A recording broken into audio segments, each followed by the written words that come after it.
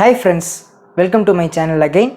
இன்னைக்கு வந்து Jio emergency data எப்படி நம்ம வந்து அவைல் பண்ணிக்கிறது அப்படின்றத பார்க்கலாம். ஸோ வாங்க வீடியோக்குள்ளே போகலாம்.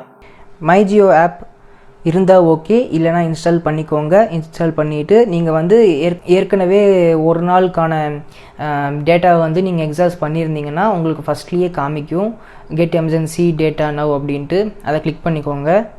அதை கிளிக் பண்ண உடனே இந்த பேஜ் வரும். இதில் வந்து நீங்கள் படிச்சுக்கோங்க. உங்களால் up to 5 vouchers of 1 GB உங்களால் லோன் வாங்க முடியும். அதாவது அந்த 5 வாட்சர்ஸ் வந்து எந்த பிளான் இதுன்னு பார்த்தீங்கன்னா ₹11 பிளான்.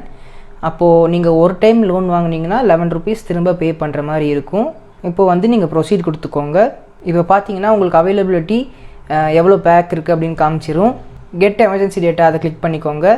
இப்போ பார்த்தீங்கன்னா உங்கள் நம்பர் காமிக்கும்.